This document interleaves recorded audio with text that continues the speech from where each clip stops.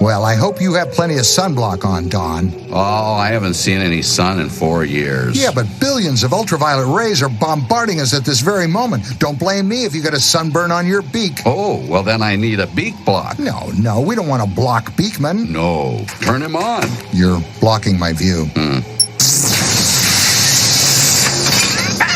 Americans buy more than 2 billion pencils every year. Enough to stretch from here to the moon. Hey, let's get the lead out. I'm Beakman, and you've just broken into Beakman's world. Beakman!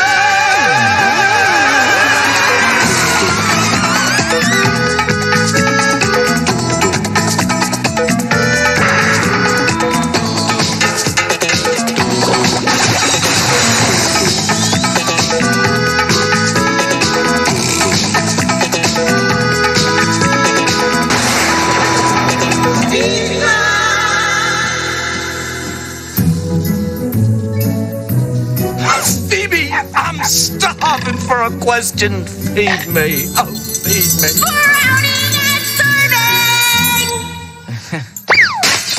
Okay. Mark Winter of Santa Fe, New Mexico writes, Dear Beakman, what's the deal on bread, and why is it called the Staff of Life? A wry observation, Mark. It could take us a whole week to answer a question like that. Then let's stop loafing. Condition red on bread.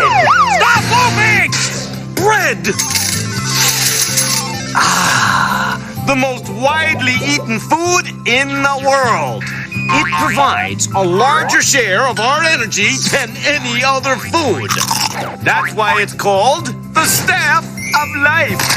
Per usual, I am totally under your scientific spell, Beakman called horse. But what is all that food doing on the table when it should be settling down and raising a family in my stomach? What you see here represents the 3 different types of bread. Yeast bread, quick bread, and flat bread. Well, yeast breads are eaten by most people in the United States, Canada, and many European countries. White bread, whole wheat bread, and French bread, ooh la la, are examples of breads made with yeast. Yeast is a living substance that bakers put in the bread dough to make it rise. Bakers call it a leaven. Muffins, cornbread, and biscuits are all examples of quick breads. These are made using baking powder as a leaven and don't take as long to rise as yeast breads. And last, But not yeast. are flatbreads like matzah and tortillas. Flatbreads contain little or no leaven.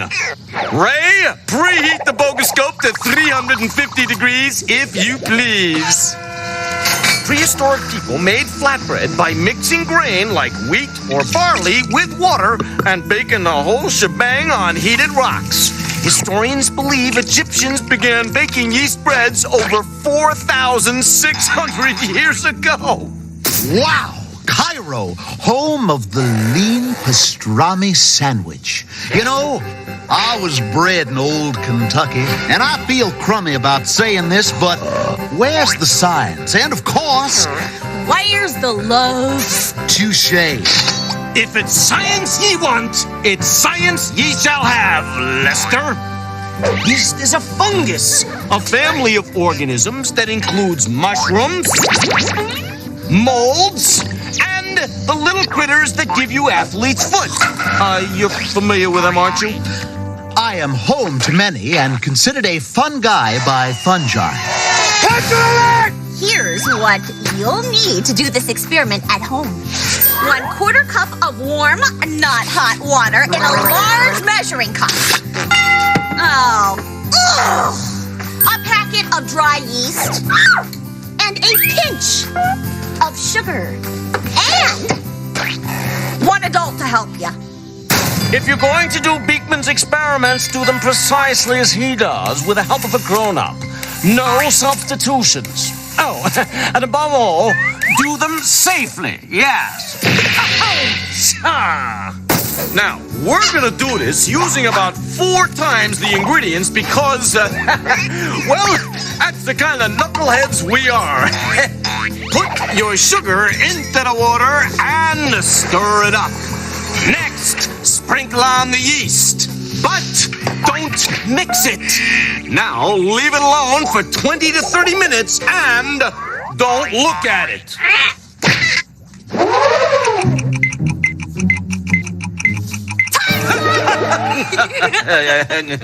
Beakman, look. Whoa!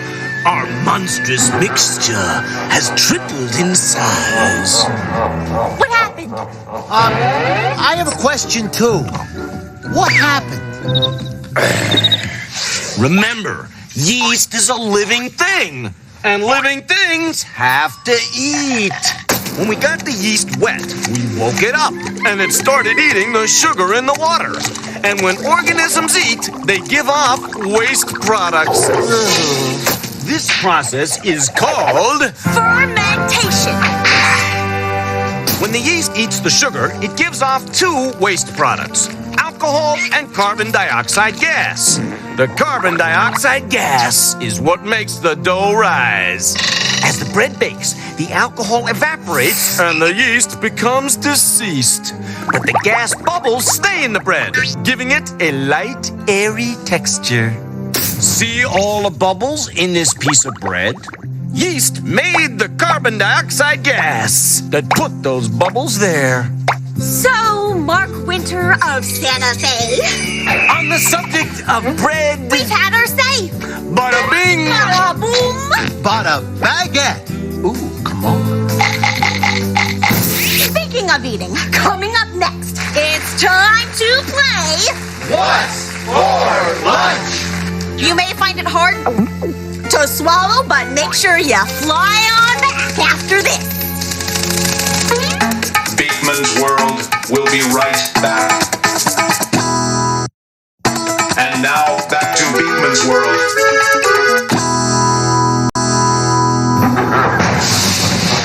Power to the pod, people! It's time to itemize your ideas. Here he is, the podiatrist of the poetic, the veterinarian of the venerable, the Wendy Joe Sperber of the feather and furster, the one, the only, the Beakman. You crash 'em, I'll trash 'em. Let's bust up. Nice hair! Quiet, please. Question!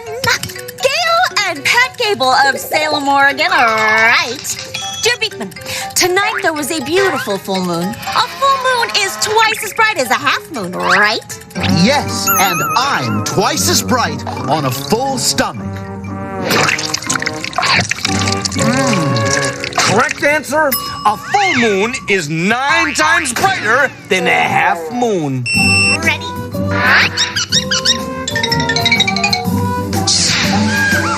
Now that's family entertainment. Question! Okay, I say that clothes hangers make noise. My brother says I'm crazy. What do you think? Oh, no, you're just fine. A picture of stability. Of course your hangers are making noise. They're talking to your pants, and when they're done, they hang up. Wow, it takes all kinds, eh, beak mandolin wind? Actually, less stairway to heaven. When clothes make wire hangers sag, the hangers emit ultra-low frequency sounds. Deep moans and groans we can't hear. Question. If Shoshana sells seashells by the seashore, then how many seashells does Shoshana... Save that silly sentence, sister, because it's time to play What's for lunch? There are foods we eat and foods that eat us. It's all part of the great food chain. And here to show you today's specials, your What's for Lunch host, Mr. Steve Shallow. Hi there, everybody! Hi, Steve. Our first contestant is a housewife from Bowlegs, Oklahoma, whose hobbies are crocheting and collecting used dental floss. Say hello to Mrs. Florence Lawrence. Oh, thank you, Steve. Florence, ready to play our little game? Oh, you betcha, Steve. Then here's your first What's for Lunch question. Imagine you're a small carnivorous plant found on the coast of North and South Carolina, and you answer to the name Dionaea muscipula. What do you eat for lunch? Well, Steve, I think I'd have to say pot roast and cream spinach. Oh, you were so close. Oh, no, wait. I didn't mean cream spinach. I meant curly fries. Oh, I'm so sorry. If you had said curly flies, you would have been a winner because Dionaea muscipula is better known to its close personal friends as the Venus flytrap. That's what I meant. Sir. Tell him how it's done, Abdul.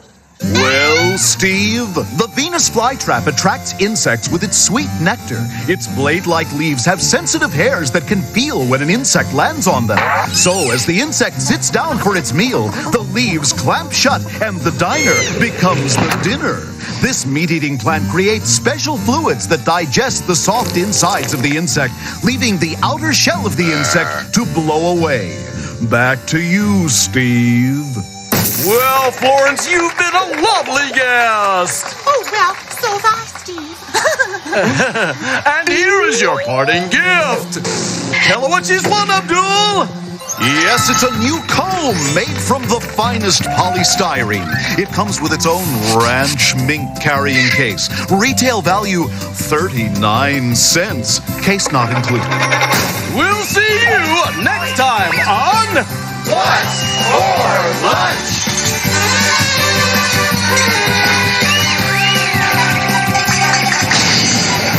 Coming up next, it's Big Blanket Bingo. We'll see if Lester can measure up after this. Beakman's World will be right back. And now, back to Beakman's World. Batteries are run down with curiosity. I just want a question, Phoebe. Charging! Ooh! Here's a high-voltage question from Andy Monserno and Isaac Sandoval from Northridge, California. They write, Dear Beakman, why is a foot 12 inches? Yeah, why is a foot that long? The only foot long I'm interested in is this kraut-encrusted beauty right here. So long, foot long.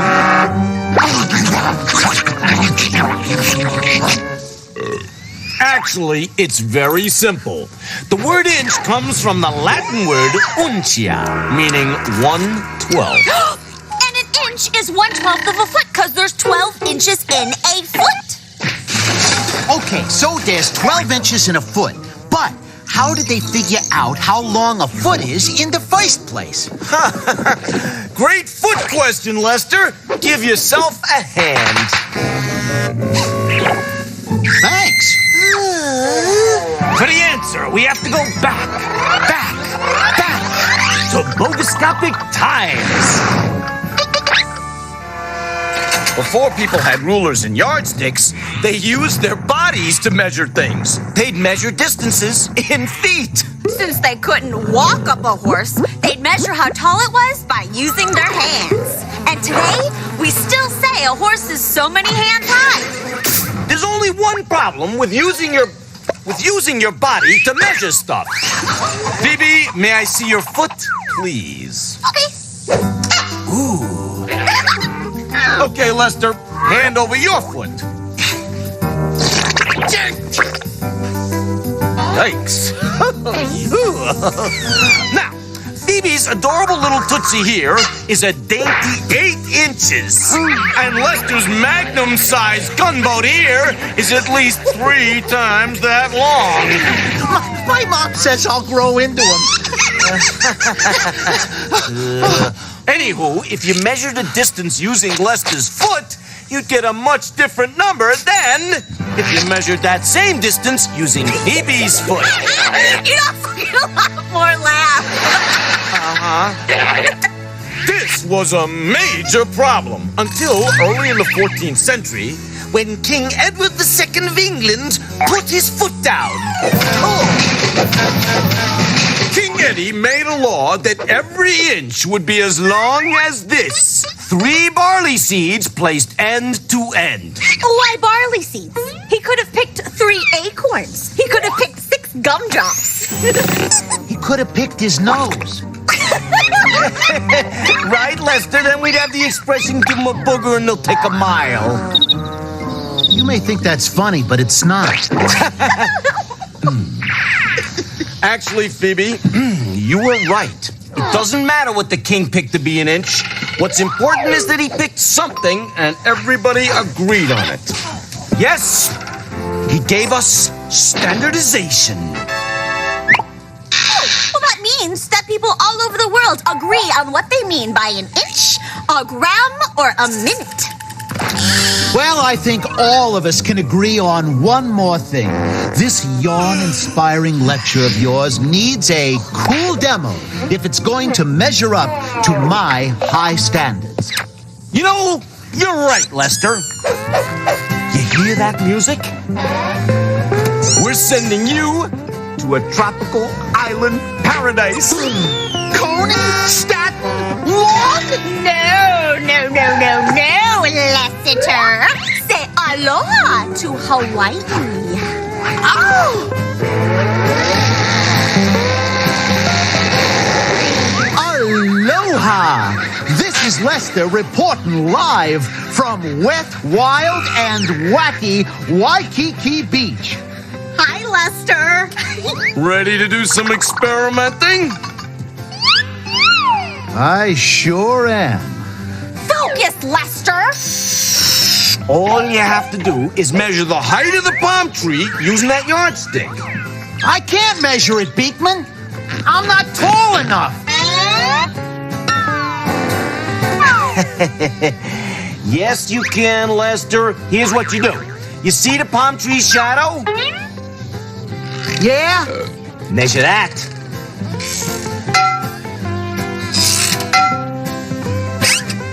The shadow is 4 feet long. Good. Now measure the yardstick's shadow.